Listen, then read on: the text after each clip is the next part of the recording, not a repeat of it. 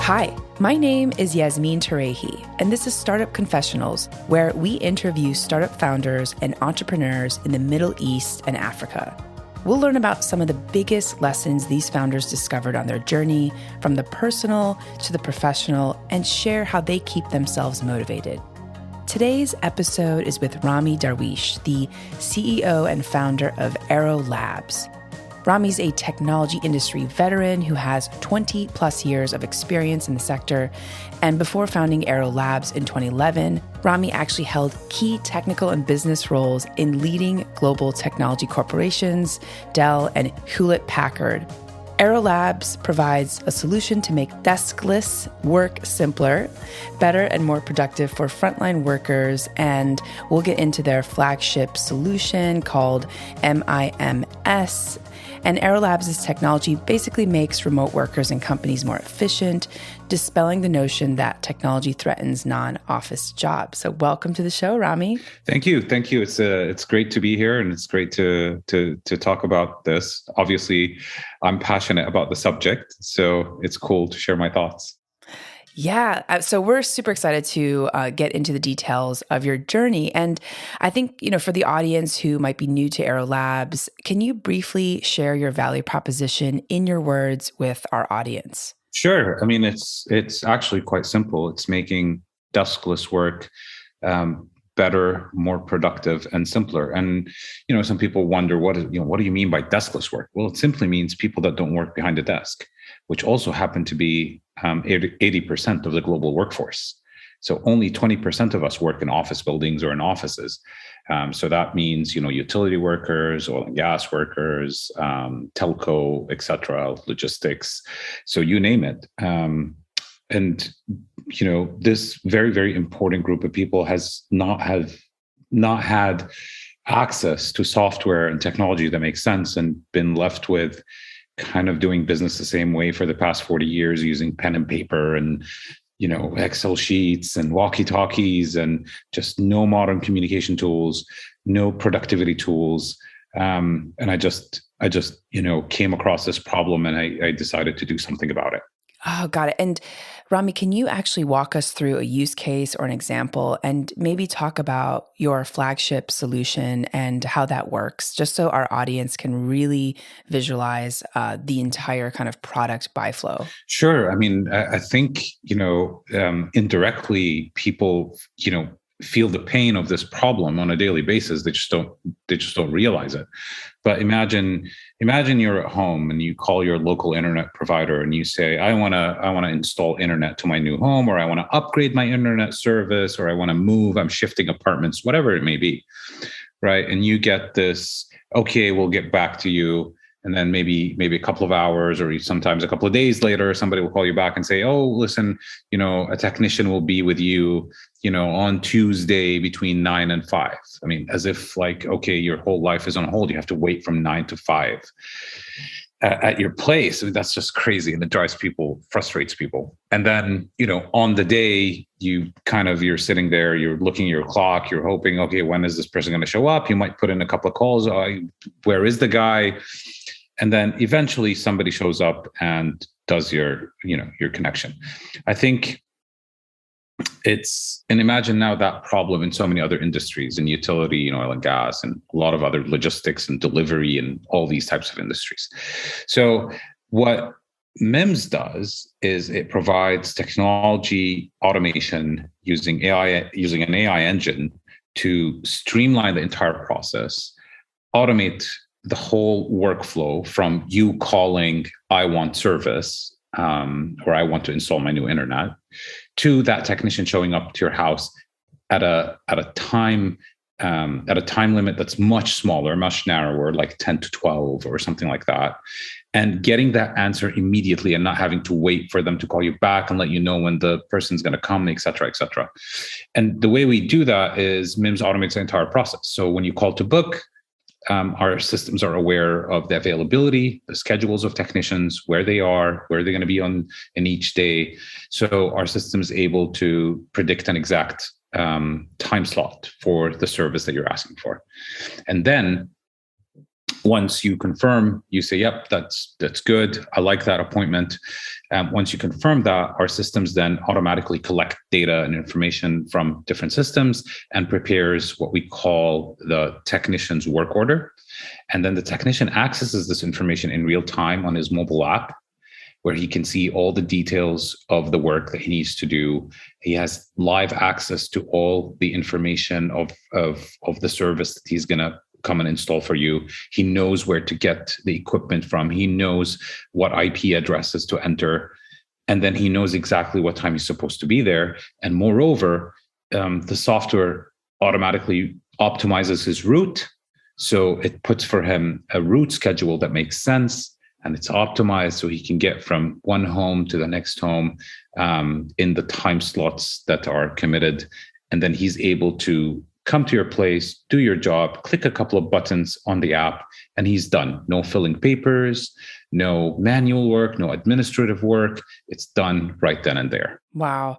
That is amazing. And so are your customers kind of big companies or individual contractors or a mix of both? So actually, we tackle the enterprise layer of the market.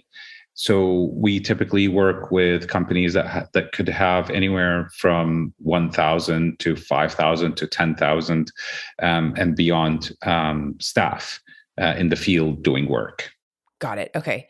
And Rami, why did you start this company? Can you walk us through how it changed from version 1 in 2011 to where it is today? Yeah. So basically, I started this company because I came across this problem. I used to be a solutions architect for citywide projects. And when we used to do that, I had access to tons of technology in the back office, or what we call, the command center, right? So I can pull data, I can visualize data, I can put things in a common operating picture.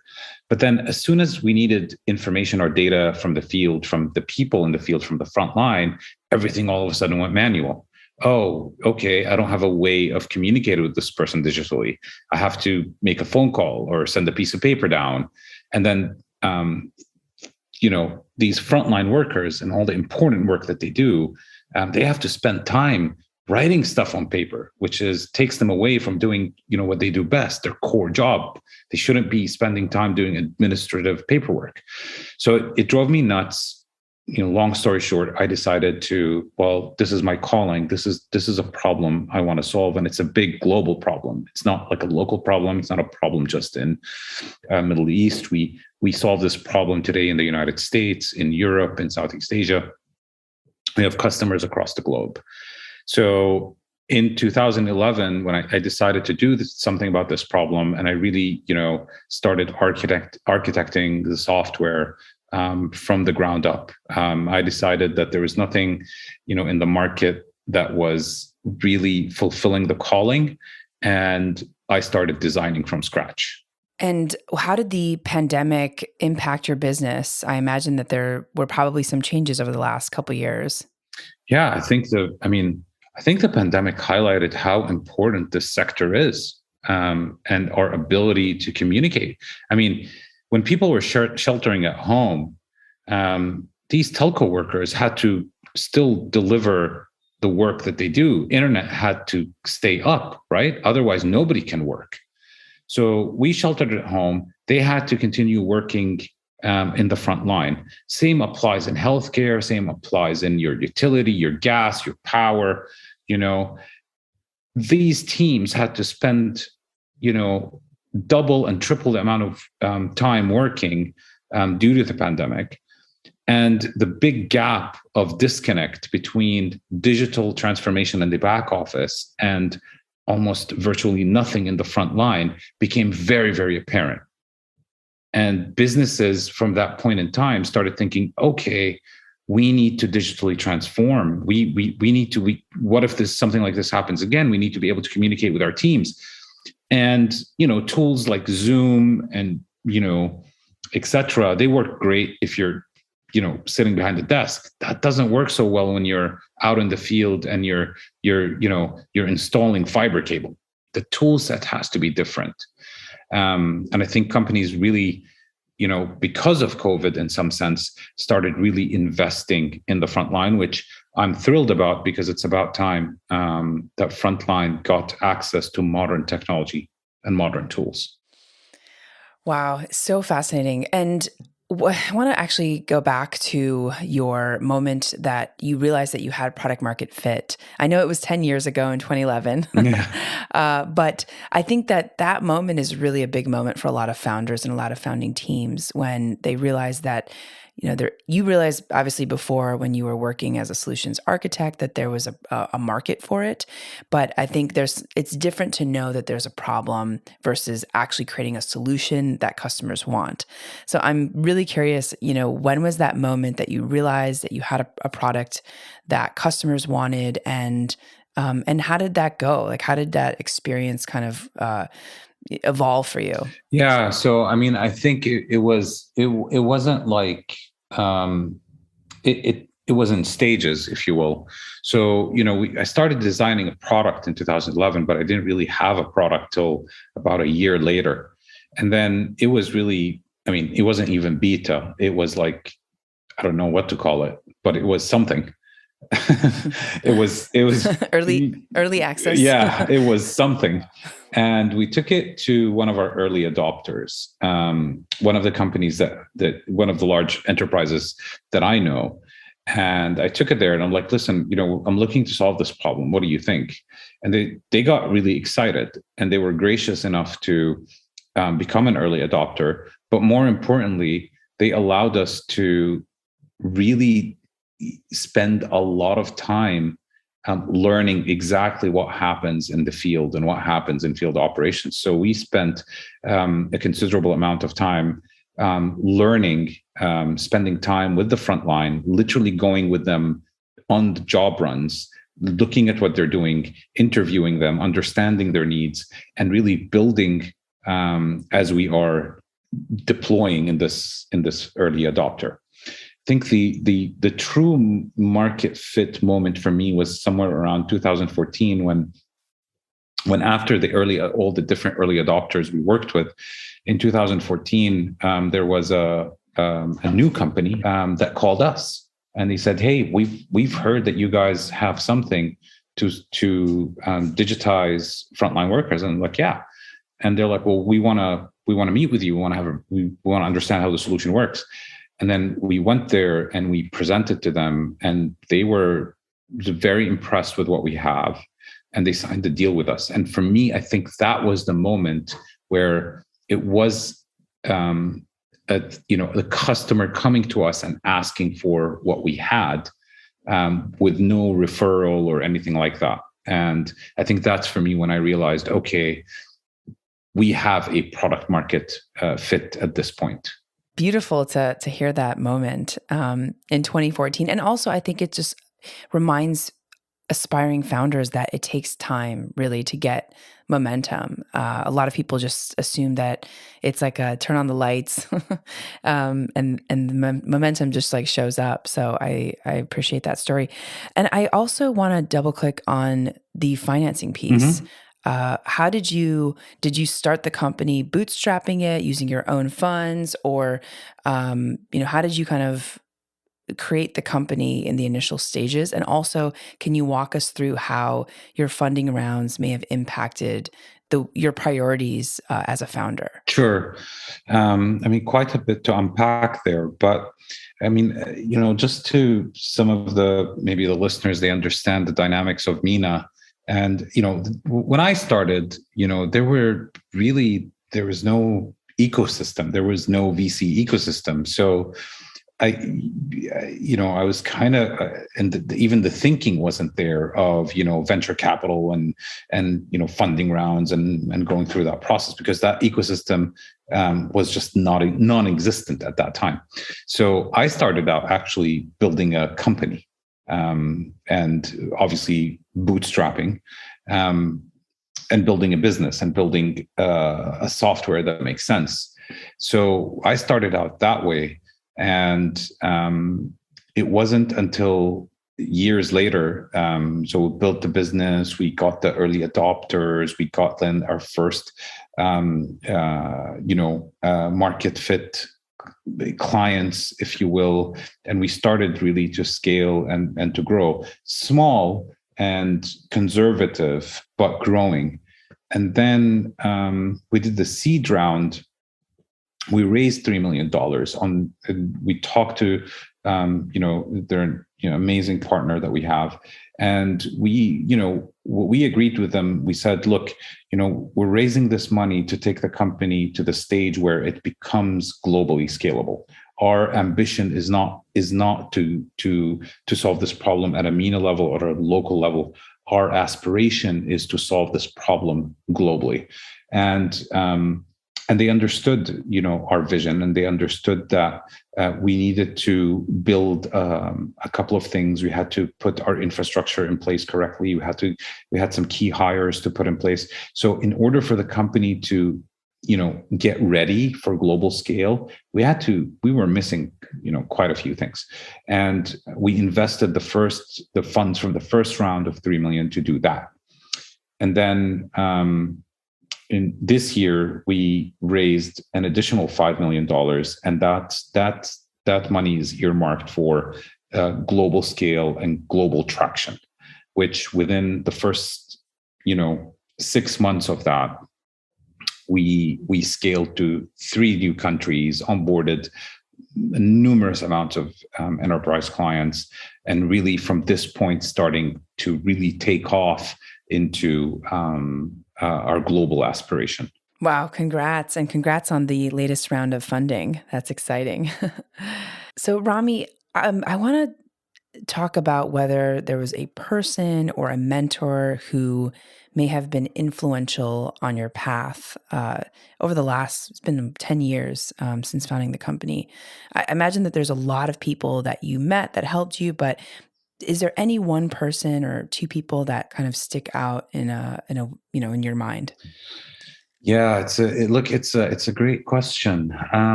To be honest with you, look, I can't really say it's one person. Like in my experience, and definitely I've witnessed the same thing with friends of mine that are entrepreneurs.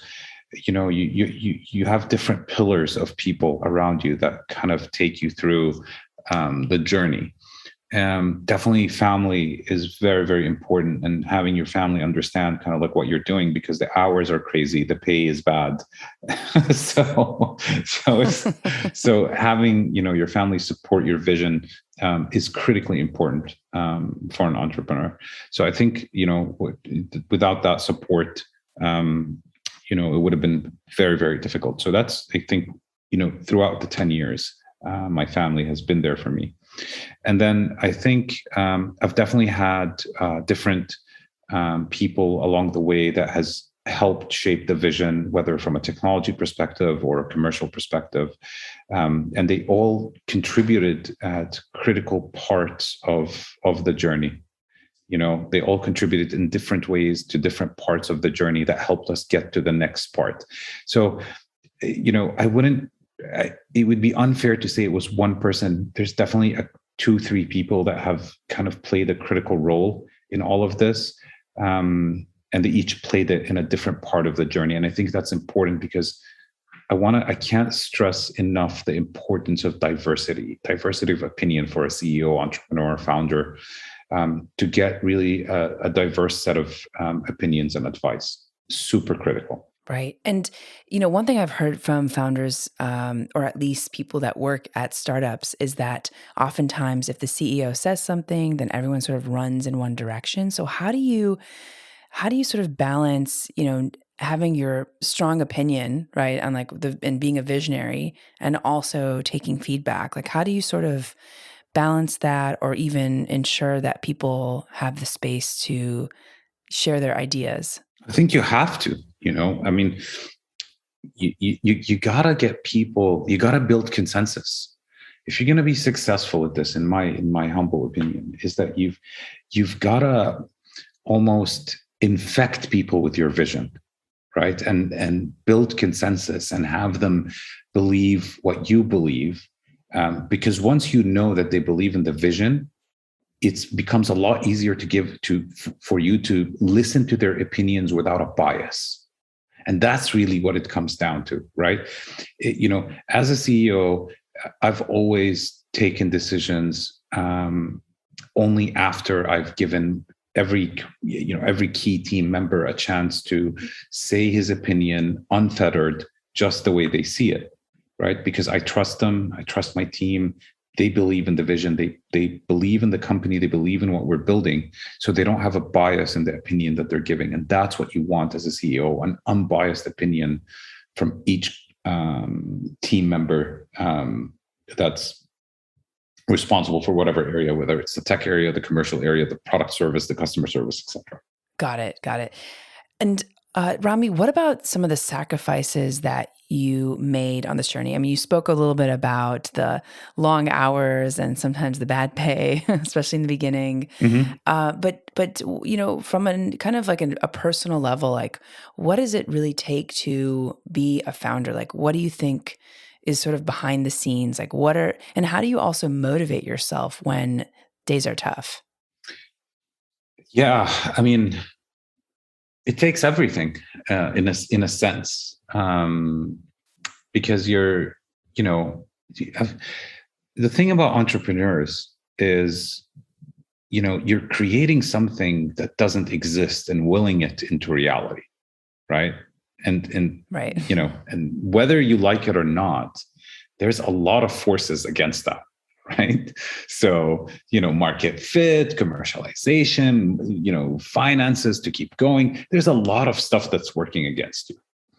So, in a way, you've got to have just unbelievable persistence, right? In what you believe. You've got to have patience in what you're doing. Most importantly, you got to have the right people around you. Because this is not, you need a team that you trust and work with day in and day out. You spend more time with this team than you spend with your family. You spend 9, 10, 12 hours a day with your team. So you need the right people to be around you. You need the group, the correct group to advise you. You need to have unbelievable resilience and persistence to pursue your vision. And you really need to, have that, how should I call it? Have that factor of, I can make a difference. I want to make a difference. I can do something to make somebody's life better, right? Because at the end of the day, that's what drives me. I look at delivery drivers that deliver, packages or services or something, and if I see one with a piece of paper, that keeps me pushing forward, right? I have to solve this problem. Why doesn't this guy have like a mobile app to get all the information? So that's what drives me. And I can like literally talk about this for the next hour, but just in the interest of time, I'm just going to suffice. That's so beautiful. And I love that there's this whole kind of layer of the workforce that a lot of people don't talk about. And I really love that your mission and vision seems so focused on alleviating a lot of their pain points and making their lives more productive and efficient. So that's amazing. So Rami, what has surprised you the most on this journey? If you could think about the last 10 years, what's sort of been like one of your biggest ahas or biggest moments of surprise? That it gets easier as you grow. It doesn't. It doesn't? No, it doesn't. It really doesn't. It's, you start out, in the beginning, you start out, with all the challenges of building a product, right? And building a product is more than just coding something. A software program and a product are two completely different things. But you've got to build a product, right? And that's your first set of challenges. And then you get into all the challenges of selling it to someone. And if you're like me, you're a B2B and into the enterprise sector. You're talking to these mammoth corporations, and you're walking in. At the time, we were like a 2-man operation, and you're saying, "Hey, I want to stick my newly built thing in your tech stack. the next thing sitting next to you is like, a big Fortune 500 blue chip technology. And you're trying to convince these people, right? So you go through those challenges, and then you go through the challenges of funding, hiring a team, scaling, building processes into the company, governance, and then like me, if you're like me, you're getting into globalizations, tackling different markets. So, I think at the beginning of the journey, I always thought, once we sell to the first like 10 customers, things are going to get easier. I was surprised then. I still get surprised today. Oh, that's really important advice, because I think a lot of people assume that it does, or that there's a kind of a different point in the journey that you can relax. But yeah, if you're growing, I mean, there's all these new pain points. So, and Rami, so we're coming to time, but I wanted to know, like, what is a book that you're reading now, or that you may have read in the past, that has really inspired you, that the audience can go check out? Oh, wow. Okay. I think I read a book recently called The Power of Diversity, and I really love this book. This book has been an inspiration to me, because it really shows with I would say unquestionable evidence how diversity and inclusion just make you a better company with better business results and better product and better customer service and better success. I can share with you, some more details offline if you'd like to, get that information out there. But I love this book. I think it's great. Yeah. And it's something that I think every CEO should read, especially as, you grow, you hire more people, diversity of opinion becomes super important. I love that. That's also a very big theme in Silicon Valley right now. I think actually globally, like diversity and inclusion, and how do we have diverse representation at the product table? Because a lot of products are sort of built with a narrow category POV. So I love, love, love that you recommended that book. I'm going to go read it. No, it's really great, and it's something we practice in our company. I'll give you a little fact about our company. So every other person is from a different nationality in our labs, and a different background and a different everything. Wow, that's amazing. And so, do you build that into the hiring and recruiting processes? Like, how do you create that at the company? Yeah, so I mean, we build it in the ethos of the business of wanting diversity, and putting people, very, very diverse people from different backgrounds, different